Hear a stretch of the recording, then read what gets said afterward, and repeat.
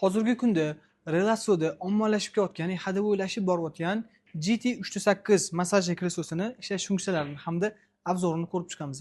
Bu massajli kreslomiz 130 kgcha bo'lgan foydalanuvchi insonlarni bemalol ko'tara oladi. Rolikoviy mexanizm bo'ladi. Rolikoviy massaj qilishdan oldin birinchi odam skaner qilib, vazniga moslashgandan keyin, bo'y uzunligiga moslashgandan keyin o'zini massajini boshlaydi. Roliklari kauchukli, ya'ni gelliviy bo'ladi. Massaj qilganda ortmasdan odam yo'qotgan massaj hissini beradi. Bundan tashqari upravleniyasi ham голосовой, ham sensor ekranda va knopkada bemalol boshqarib ishlatsanglar bo'ladi. Sensor ekrani o'zbek tilida qilingan, bemalol o'zbek xalqi foydalanish uchun qulay. Yoshi katta insonlar ham, yosh bolalar ham bemalol bundan foydalanib ishlatsa bo'ladi. Endi massajning xiliga keladigan bo'lsak, avtomatik 6 xil, ruchnoy hamda 5 xil, umumiy 11 xil o'zini massaj rejimlari bor.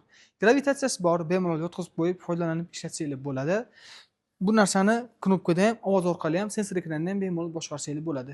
Oyoqni tegini, ikkita qismini boldiriq qiladi hamda umumiy dumg'ozadan boshlab bo'yinning oxirgi mudqasigacha ham roliklarda massaj qilib beradi. Yelka hamda qo'l boldir qismini maxsus o'zini yozuvchilar bilan qisib massajini qilib beradi. Yana bitta qo'shimcha funksiyasi bu massajga kirsoyimizda besprovodniy zaryadkasi bor. 10 vatli tok berib, telefonlarni zaryadlab olsanglar bo'ladi.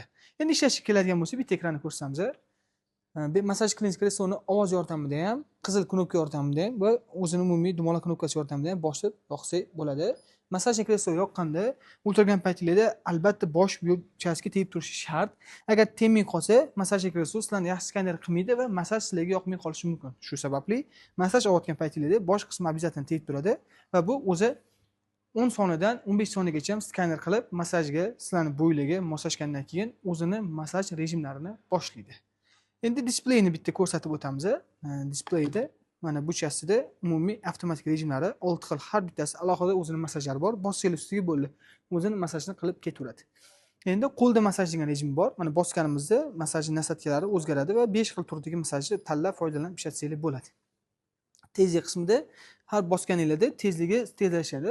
3 ta leveli bor. Keyingisi kengaytirish bosqichi. Mana massaj qilayotgan roliki qisqa formatda, o'rtacha formatda va keng formatda massajini qilib beradi. Va kenglikni boshqarishdan keyin butun tana degan chasti bor. Butun tana degani hozir bir marta bosganimizda bitta to'shkani, ikkinchi marta bosganimizda 3 ta to'shkani, bo'yin, ko'krak va pazmonochning birinchi chastini. Uchinchi marta bosganimizda umumiy bo'yin oxirgi mudqasidan boshlab duxmozgacha ham roliklar tushib chiqib massajini qilib beradi. Bu yerda taymeri bor. Vaqtini 20 daqiqa, 10 daqiqa, 30 daqiqa qilib moslab foydalansanglar bo'ladi. Havo yozullarini isishi, Bluetooth, xullas o'zbek tilida bemalol foydalanib ishlatsanglar bo'laveradi.